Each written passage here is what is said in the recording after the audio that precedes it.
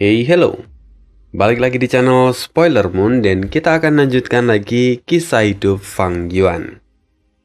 Di part sebelumnya, setengah bagian sendiri itu menceritakan tentang Han Li yang keberuntungannya terikat dengan Fang Yuan serta Hong Yun, istri dari leluhur 1000 transformasi yang sedang pergi mencari Cui Po. Nah, di part kali ini kita akan melihat kembali kesinambungan dari semua bagian ini. Bagian yang sebelumnya terlihat terpisah-pisah, tapi hari ini akan menjadi satu. Jadi kita langsung aja masuk ke dalam kisah hidup Fang Yuan di part 280. Fang Yuan kini bersama dengan yang lain tengah dalam perjalanan melintasi gurun barat. Namun tiba-tiba seorang immortal muncul di hadapan mereka. "Selir Cui, ternyata kau di sini. Siapa mereka? Kenapa kamu bersama mereka?" Rupanya orang yang baru muncul tadi adalah Hong Yun, istri dari leluhur 1000 transformasi. Ying Wuxie pun terkejut. "Nona Hong Yun, mengapa Anda di sini?" kata Ying Wuxie. Sebelumnya, Fang Yuan juga telah memberikan kesempatan pada Ying Wuxie untuk melakukan pencarian jiwa pada Cui Po. Jadi normal kalau saat ini Ying Wuxie dapat mengenali Hong Yun, karena Ying Wuxie memiliki pengalaman atau ingatan dari Cui Po. Hong Yun berkata lagi, "Aku di sini karena aku sedang mencarimu. Sebelumnya, kami melihat bahwa tablet kehidupanmu pecah, jadi kami berpikir bahwa kamu dalam bahaya." Siapa mereka ini? Mereka terlihat tidak asing. Hong Yun melihat ke arah Fang Yuan dan yang lain. Dan ketika melihat Fang Yuan, Hong Yun pun terkejut. "Kamu? Liu Guanyi? Kenapa kamu ada di sini?" Penampilan Liu Guanyi memang sudah tersebar di seluruh dunia. Maka tidak heran kalau Hong Yun juga dapat mengenalinya. Meskipun dikenali, Fang Yuan tetap tenang. Dia berkata, "Benar, itulah aku.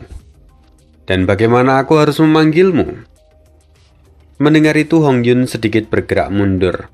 Meskipun dia memiliki kehendak leluhur 1000 transformasi bersamanya, tetapi dia masih memiliki keraguan untuk menghadapi Fang Yuan secara langsung.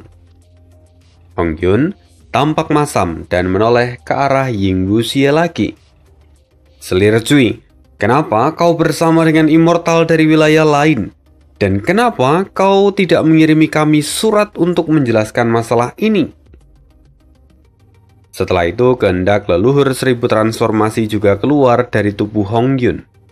Dia menatap Ying Wuxie dan berkata, "Aku ingin mendengarnya langsung. Katakan padaku apa yang sebenarnya terjadi." Fang Yuan tidak bicara. Ini menjadi kesempatan untuk memeriksa kemampuan akting dari Ying Wuxie. Lalu, Ying Wuxie kini tampak menghela nafas panjang.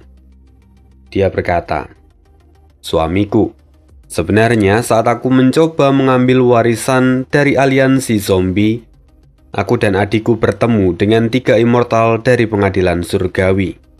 Awalnya, aku ingin menggertak mereka dengan menyebutkan identitasku sebagai selirmu. Tetapi, bukannya takut, mereka justru mulai menyerangku, seolah-olah mereka menyimpan dendam padamu.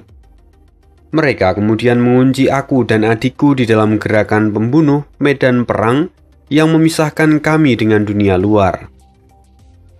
Pertempuran tidak terhindarkan, bahkan adikku mati di sana.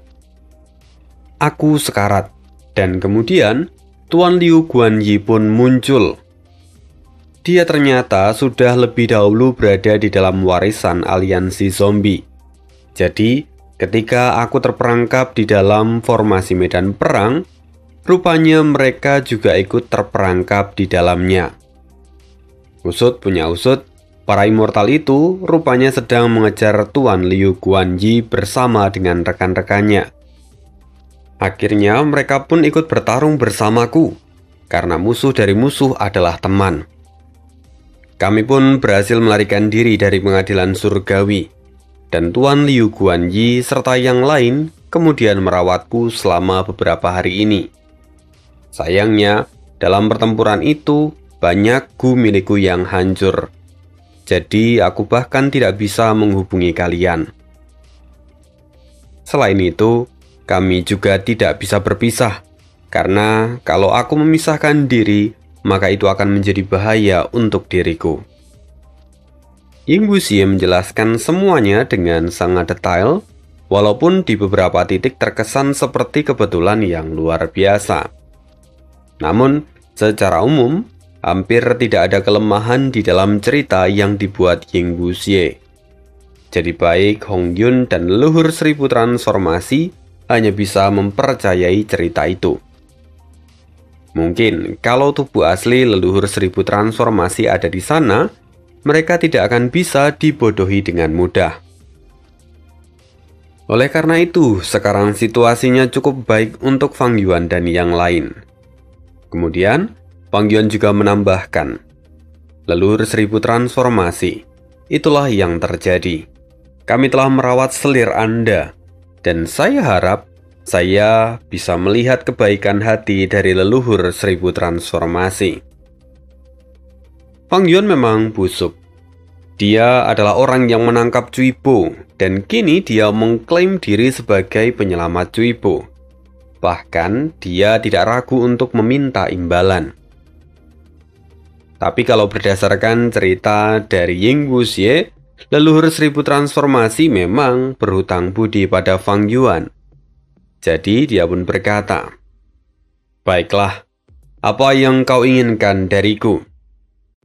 Fang Yuan pun tersenyum. Dia berkata tanpa ragu, "Saya tidak butuh hadiah, tapi saya punya satu permintaan." "Apa itu?" "Aliansi," jawab Fang Yuan. "Aliansi?" Leluhur seribu transformasi memikirkan perkataan ini. Membangun aliansi dengan Liu Guanyi itu sama dengan menentang banyak pihak. Jadi, itu bisa melahirkan masalah baru. Maka leluhur seribu transformasi perlu mempertimbangkan hal ini dengan baik. Melihat keraguan-raguan dari leluhur seribu transformasi, Fang Yuan berkata, "Leluhur, Anda adalah pewaris dari warisan sejati yang mulia iblis liar yang ceroboh. Sikap pengadilan surgawi jelas terlihat dari bagaimana cara mereka memperlakukan peri Cui Bo sebelumnya.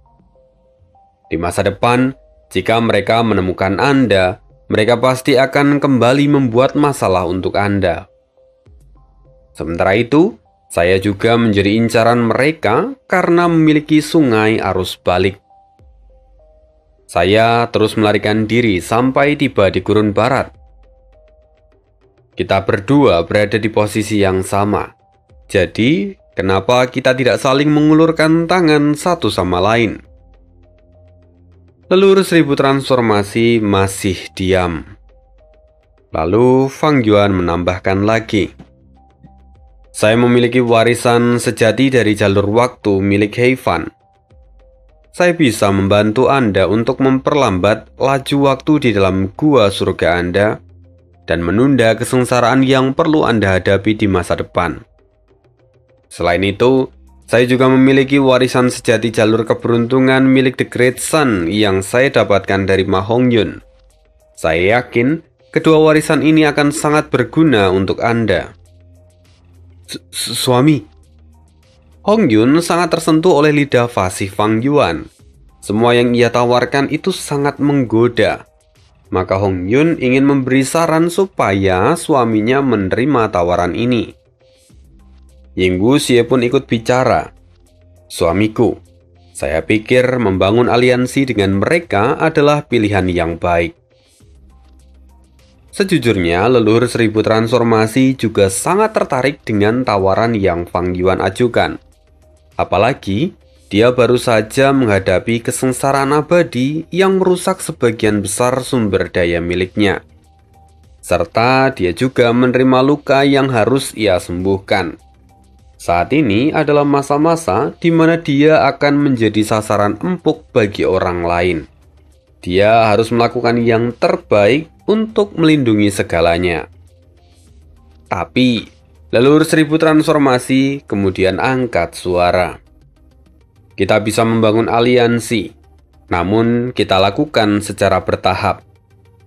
Liu Guanyi, aku tahu bahwa kau sedang mencoba memanfaatkanku untuk berurusan dengan para immortal dari pengadilan surgawi. Karena itu, mari mulai dengan menunjukkan ketulusan satu sama lain. Jika kita tidak saling merasa puas, maka aliansi ini kita akhiri. Fang Yuan pun tersenyum.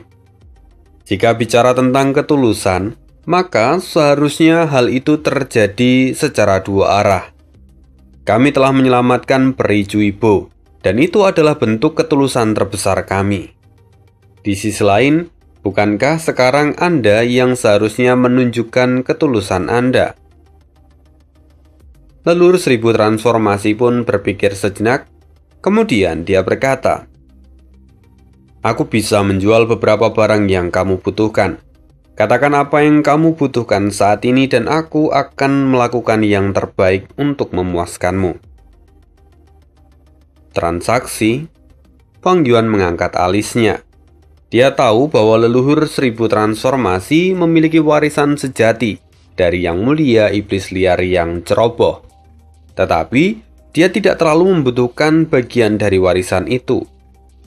Fang Yuan berpikir untuk memanfaatkan kesempatan ini sebaik mungkin. Dia kembali teringat akan kebutuhannya belakangan ini. Jadi, Fang Yuan kemudian berkata, "Leluhur, saya membutuhkan gu jalur formasi. Apakah Anda memilikinya?" Jujur saja, saat ini Fang Yuan itu hanya melempar kail. Kalau memang leluhur 1000 transformasi tidak memiliki jalur formasi, maka dia akan memikirkan opsi yang lain. Tapi saat ini, leluhur 1000 transformasi tersenyum. Mungkin ini adalah keberuntunganmu, karena aku tidak mengolah jalur formasi. Maka aku tidak memiliki gu dari jalur formasi sebelumnya. Namun, dalam perjalanan ke tempat ini, kami mendapatkan warisan sejati dari gu immortal yang kebetulan ditinggalkan oleh seorang ahli dari jalur formasi. Oh, menarik. Fang Yuan sedikit terkejut. Dia pun merasa sangat penasaran. Lalu leluhur 1000 transformasi berkata, "Hong Yun, aku akan memberimu hadiah nanti sebagai gantinya. Sekarang keluarkan warisan yang kau dapatkan. Biarkan Liu Guanyi memilih apa yang dia mau." Hong Yun tentu tidak senang akan hal ini, tapi dia tidak mungkin menentang perkataan dari suaminya. Lalu Hong Yun pun mengeluarkan formasi abadi yang tidak lengkap ke atas gundukan pasir. Melihat hal itu, Fang Yuan terkejut. Ini adalah jenis formasi yang belum pernah ia lihat sebelumnya. Formasi ini dapat dipindahkan tanpa harus disusun ulang dari awal. Bisa dikatakan kalau formasi ini adalah formasi portable. Mirip seperti rumah gu. Lalu ketika Fang Yuan melihat gu penyusun dari formasi ini, dia menemukan gu bendera formasi. Salah satu dari 3 gu yang saat ini sedang Fang Yuan cari. Yang lebih mengejutkan lagi, gu bendera formasi itu adalah gu immortal peringkat 7. Luar biasa. Dengan ini, aku tidak perlu bernegosiasi dengan Langya lagi untuk meminjam gu platformasi. Gu bendera formasi ini saja seharusnya sudah cukup, pikir Fang Yuan dalam hati. Ini tentu menjadi sebuah kegembiraan bagi Fang Yuan, karena dia dapat menemukan apa yang dia butuhkan. Tetapi sebagai seorang pedagang, dia tidak boleh terlalu memperlihatkan kebahagiaannya. Dia hanya menunjukkan sedikit rasa antusias di wajahnya. Dan kemudian Fang Yuan berkata, "Formasi tidak lengkap ini tidaklah buruk. Saya mungkin bisa memanfaatkannya untuk melepaskan diri dari pengejaran pengadilan surgawi. Kalau begitu, saya bersedia membayar sejumlah besar material abadi sebagai ganti dari formasi tidak lengkap ini. Hong Yun terkejut. Dia awalnya hanya ingin menunjukkan gu formasi yang ada di dalam formasi itu.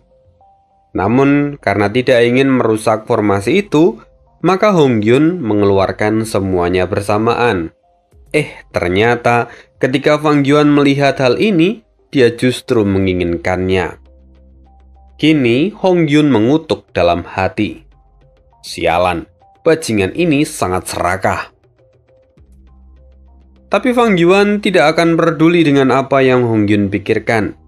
Dia kemudian menyerahkan sebuah daftar pada leluhur 1000 transformasi.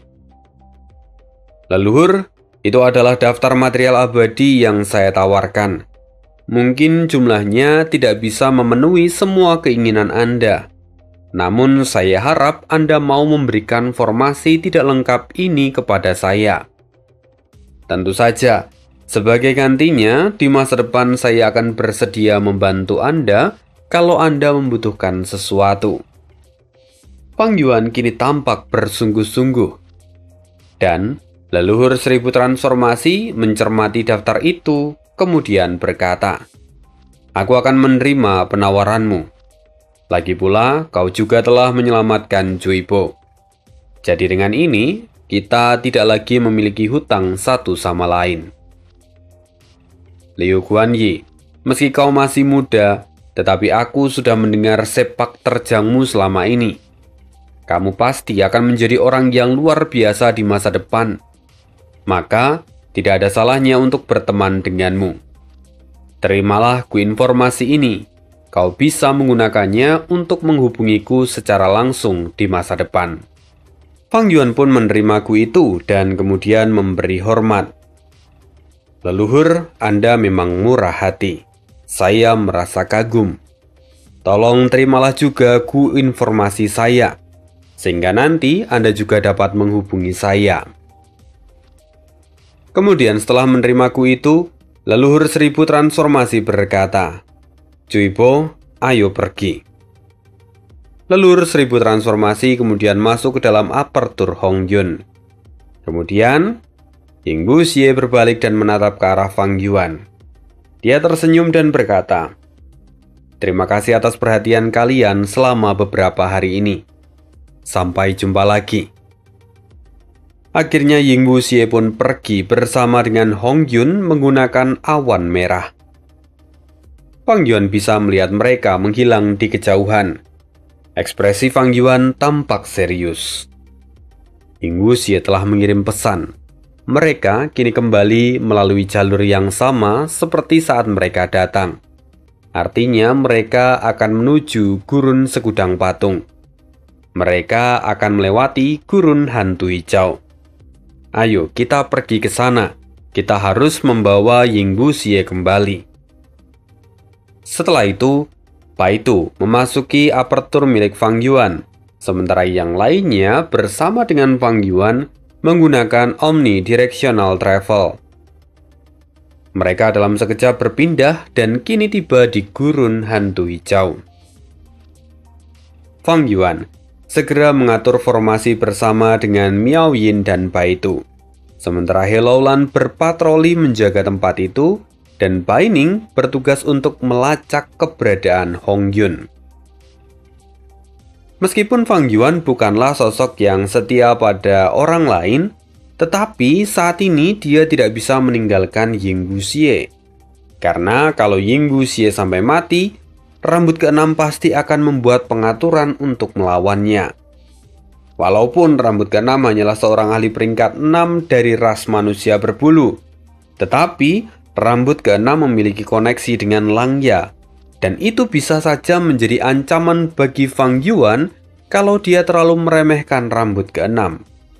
Selain itu, kenapa dia melakukan ini, semuanya juga berkaitan dengan kondisi mental dari orang-orang yang mengikutinya. Kalau Fang Yuan tidak melakukan apapun dan membiarkan Yinggu Xie dibawa oleh leluhur 1000 transformasi, maka bukan tidak mungkin kalau di masa depan Fang Yuan akan ditinggalkan atau mendapatkan pengkhianatan dari orang-orang yang ada di dekatnya. Oleh karena itu, sebagai seorang pemimpin dari Sekte Bayangan, Fang Yuan harus menunjukkan perhatiannya. Pada akhirnya, kini semua orang telah siap bertarung menggunakan formasi super yang telah terpasang. Tapi tiba-tiba, Bai Ning mengiriminya pesan. Ying Wuxie telah berhasil menjebak mereka semua. Jujur, Fang Yuan terkejut dan segera menarik kembali formasi yang sudah terpasang. Mereka semua bergegas pergi menuju tempat Bai Ning. Rupanya saat dalam perjalanan, Ying Wuxie telah melakukan pengaturan yang menarik. Tapi bagaimana ini bisa terjadi? Rupa-rupanya, saat masih dalam perjalanan, Ying Wuxie telah membuat sebuah pengaturan yang menarik. Dia berhasil membuat Hong Yun dan leluhur 1000 transformasi percaya padanya, sehingga penjagaan mereka pun menjadi melemah. Setelah itu, Ying Wuxie lalu menunjukkan tubuh realitas pencari mimpi sejati yang ia keluarkan dari apertur miliknya. Melihat hal itu, tentu Hong Yun dan leluhur 1000 transformasi menjadi sangat bersemangat. Mereka menanyakan tentang bagaimana Ying Wuxie mendapatkan tubuh-tubuh itu. Lalu Ying Wuxie mulai memberi penjelasan bahwa dia mendapatkan semua tubuh itu dari peninggalan aliansi zombie. Jadi, meskipun dia mendapatkan beberapa luka, dia telah mendapatkan keuntungan yang tak terkira. Bagaimanapun, alam mimpi saat ini masih menjadi sebuah misteri. Memiliki pemahaman tentang alam mimpi itu sama seperti mendapatkan harta karun.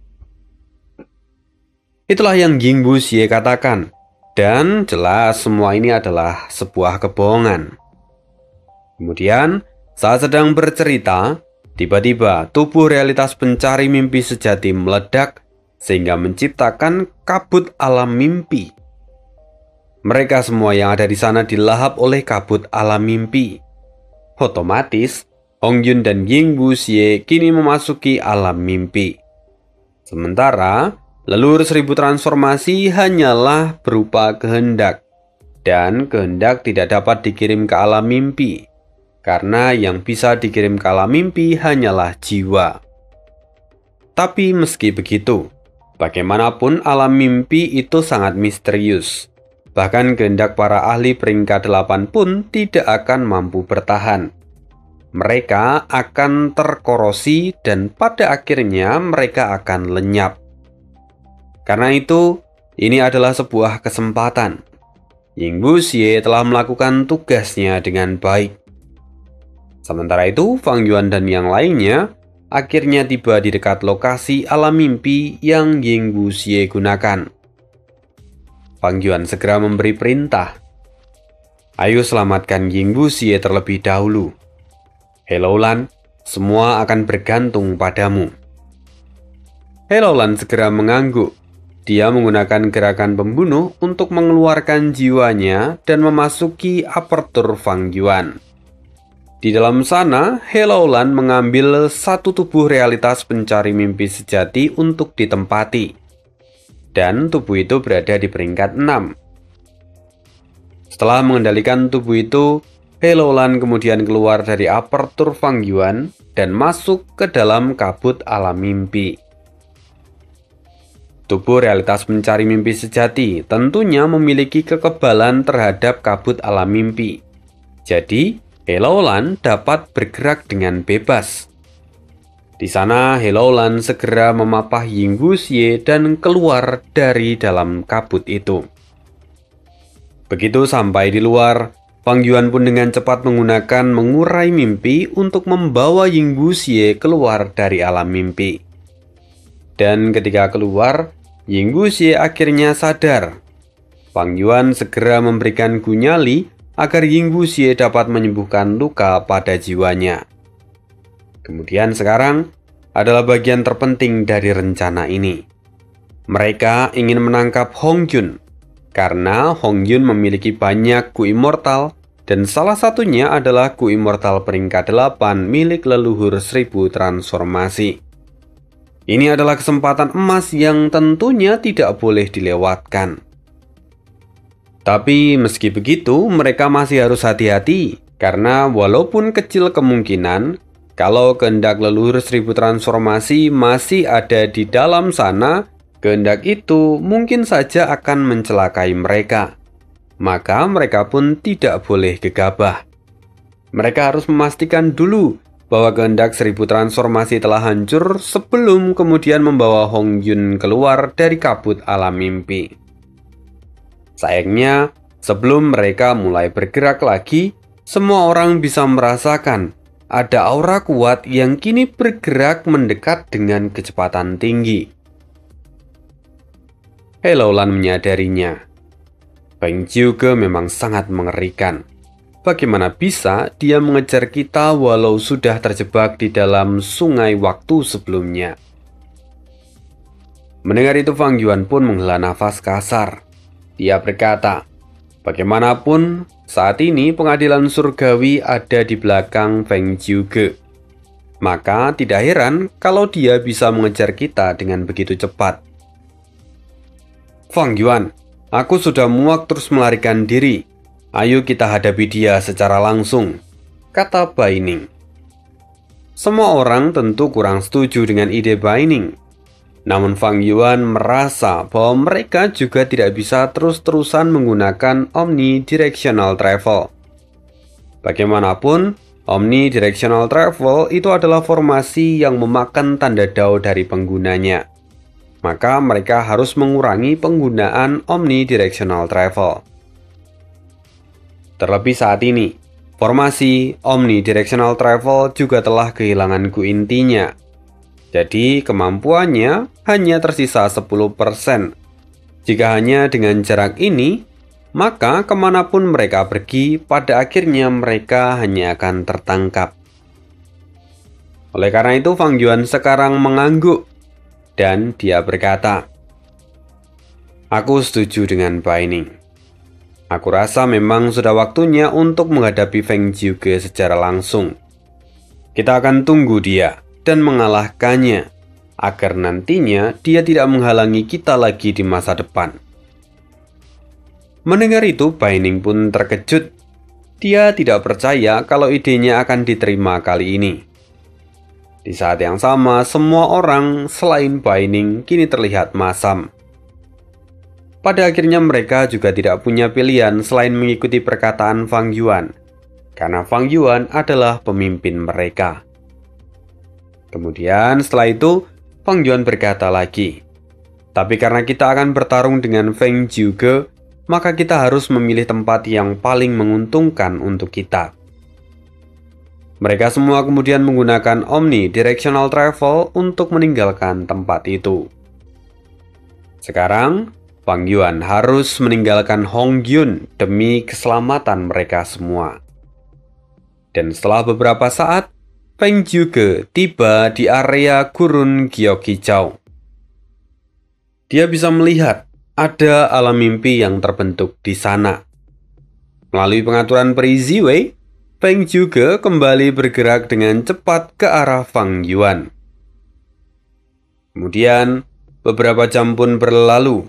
Akhirnya sosok Feng Jiuge terlihat dari kejauhan. Kini merasakan keberadaan Fang Yuan, Feng Jiuge mengurangi kecepatannya dan sambil tersenyum dia menyapa semua orang. Kita bertemu lagi. Bagaimana kabar kalian? Fang Yuan sendiri tampak perlahan maju. Dia tetap terlihat tenang meski berada di hadapan Feng Jiuge. Lalu, Fang Yuan tersenyum. Kami baik. Tapi Feng Jiuge, kamu terus-terusan mengejar kami sampai ke tempat ini. Apa kamu tahu, kalau kamu datang kemari, itu sama saja dengan menyerahkan hidupmu padaku. Setelah itu, Fang Yuan pun langsung mengaktifkan segel pelindung sungai arus balik. Melihat gerakan Fang Yuan, Feng Jiuge tersenyum lebar. Fang Yuan, aku senang kau akhirnya menghadapiku secara langsung. Sekarang, dengarkanlah laguku. Jantung Fang Yuan berdebar. Dalam sekejap, Feng Zhuge kini hilang dari pandangannya. Heloulan berseru, "Awas!" Feng Zhuge tiba-tiba muncul di dekat Baitu. Dia memberikan pukulan mematikan. Untungnya Baitu telah berubah menjadi harimau betina, sehingga kecepatannya dapat mengimbangi serangan Feng Zhuge. Meskipun, sayangnya kekuatan mereka terpaut jauh, sampai-sampai Baitu terlempar dan menghantam tanah dengan kuat. Sesaat kemudian Feng Zhuge kembali menghilang. Dia kini mengincar Heloulan. Tapi tiba-tiba, wajah Feng Zhuge terlihat terkejut. Dia melihat ke arah gurun pasir di bawahnya. Semuanya sungguh hening, tidak ada suara apapun yang terdengar. Dan melihat Feng Zhuge, Fang Yuan pun berkata, "Sayang sekali, kau telah masuk ke dalam jebakanku. Ini adalah gurun tanpa suara, dan tempat ini akan menjadi kuburan bagimu." Mendengar itu, Feng Zhuge tetap terlihat tenang. Dia berkata, "Kau benar-benar menyiapkan segalanya. Aku tidak menyangka kalau kau akan menemukan area khusus yang ditinggalkan yang mulia iblis surga pencuri." Pemimpin sekte bayangan memang luar biasa. Kini kekuatan Feng Zhuge seolah ditekan, karena memang gurun tanpa suara memiliki efek yang dapat menekan jalur suara. Oleh karena itu, tempat ini menjadi kelemahan bagi Feng Zhuge. Kemudian tiba-tiba, ekspresi Feng Zhuge berubah. Dia kini bisa merasakan bahwa lengannya telah diliputi oleh es yang tebal. Dia tidak tahu sejak kapan es itu mulai menelan tangannya. Feng Zhuge pun tampak kagum. Dia melihat ke arah Bai Ning. Jadi, wanita naga itu adalah Bai Ningping. Kemampuanmu memang sungguh bagus, tapi sayang ini cukup merepotkan. Setelah itu Feng Zhuge hendak bergerak lagi, tapi Miao Yin telah menggunakan gerakan pembunuh miliknya. Feng Zhuge dipukul oleh cahaya bulan yang sangat besar. Untungnya, pertahanan Feng Zhuge itu kuat. Jadi, dia hanya terguncang, namun tidak sampai terluka. Meski begitu, ini belum berakhir. Setelah itu, ratusan burung api terbang ke arah Feng Zhuge. Mereka semua meledak begitu mengenai Feng Zhuge. Ini adalah ledakan yang luar biasa. Namun, tidak ada efek suara yang terdengar. Hanya asap yang mengepul dan api yang menyambar-nyambar. Beberapa saat kemudian, Feng Zhuge kembali muncul di kejauhan. Dia masih tidak terluka. Sementara itu Fang Yuan kini kembali melesat ke arah Feng Zhuge. Dan melihat itu, Feng Zhuge tertawa. "Aku juga harus serius. Terimalah ini." Feng Zhuge kembali menggunakan gerakan pembunuh miliknya. Sebelumnya, tidak ada suara apapun yang terdengar di sana. Karena memang semua suara teredam oleh gurun tanpa suara. Tapi tiba-tiba, saat ini semua orang dapat mendengar lagu yang megah bergema di telinga mereka. Seolah-olah dunia pun kini ikut bernyanyi. Mereka semua terkejut. Kekuatan ini begitu luar biasa. Dan itulah kekuatan Feng Zhuge. Di hadapan yang begitu agung, Fang Yuan tidak berhenti. Dia tetap melanjutkan pukulannya ke arah Feng Zhuge. Namun, lagi-lagi Feng Zhuge menghilang. Dia kini berniat untuk menghabisi para bawahan Fang Yuan terlebih dahulu. Kalian sungguh beruntung, karena hanya sedikit orang yang pernah mendengar laguku ini. Feng Zhuge muncul di tengah semua orang, dan kemudian musik mulai bergema. Fang Yuan terkejut. Dia ingat lagu ini dari kehidupan sebelumnya. Inilah lagu ketiga Feng Jiuge, Song Warrior. Gerakan ini sebenarnya mirip dengan segudang diri milik Fang Yuan. Namun, mereka adalah entitas yang terlahir karena kombinasi nada yang kuat. Aku harus menghentikan mereka, kata Fang Yuan yang sekali lagi terbang ke arah Feng Jiuge. Sayangnya, Feng Jiuge tidak mengincar Fang Yuan. Dia kini menyerbu ke arah Ying Wuxie. Mata Fang Yuan pun berkedut. Responnya tidak cukup cepat untuk menghalangi Feng Jiuge. Untungnya ada Bai Ningping yang saat ini dekat dengan Ying Wuxie. Jadi dia pun segera membantu Ying Wuxie. Pertarungan terjadi. Dan melihat ini ekspresi Fang Yuan menjadi berat. Aku harus melakukan sesuatu, gumam Fang Yuan. Sementara itu, He Laolan kini ikut memperkuat Bai Ningping dan Ying Wuxie. Mereka semua bertarung bersama. Fang Yuan berpikir, dia tidak bisa terus pasif seperti ini. Akhirnya, Fang Yuan mengambil sebuah keputusan. Transformasi naga perak. Tubuh Fang Yuan kini berubah menjadi naga perak raksasa. Dan ini masih belum berakhir. Fang Yuan menggabungkan transformasi naga perak dengan segudang diri untuk melahirkan naga perak dalam jumlah yang besar. Ini adalah gerakan kombinasi baru milik Fang Yuan. Melihat semua ini, Feng juga bergumam. Sungguh mengesankan. Saat ini ada ratusan naga perak di langit. Dan mereka semua menargetkan Feng Jiuge. Sayangnya, Feng Jiuge sama sekali tidak terintimidasi. Pertarungan di antara kedua belah pihak menjadi semakin panas. Kini, klon naga Fang Yuan bertarung melawan beberapa Song Warrior milik Feng Jiuge. Tapi ini belum cukup. Kekuatan Song Warrior sungguh luar biasa. Fang Yuan mengerahkan para klon naga perak untuk kemudian menyerang Feng Jiuge secara langsung. Dan melihat ini, kekaguman di mata Feng Jiuge memudar. Dia kini menjadi lebih serius. Lalu, dengan tangan terkepal, Feng Jiuge menghantam klon naga perak. Pukulan itu sungguh luar biasa. Bahkan Fang Yuan pun terkejut. Karena ternyata, Feng Jiuge tidak hanya ahli dari jalur suara, tetapi kekuatan fisiknya juga sangat kuat. Ini buruk. Bahkan setelah menggunakan gerakan kombinasi, Feng Jiuge masih mampu bertahan. Kita harus mundur sekarang. Mendengar itu semua orang setuju, termasuk Bai Ning yang sebelumnya sangat suka bertarung. Kini mereka benar-benar kewalahan di tangan Feng Jiuge. Mereka pun segera berkumpul dan mengaktifkan Omnidirectional Travel. Mereka menghilang dalam sekejap dari tempat itu. Anehnya, Feng Jiuge sama sekali tidak mencoba menghentikan mereka. Dia bahkan terlihat tenang dan berkata, bertarung melawan Fang Yuan memang tidak mungkin diselesaikan dalam satu pertarungan.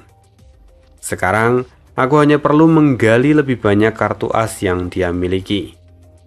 Kemudian, lama-kelamaan aku pasti bisa membunuhnya. Namun aneh, di pertarungan sebelumnya aku tidak melihat Ying Wuxie.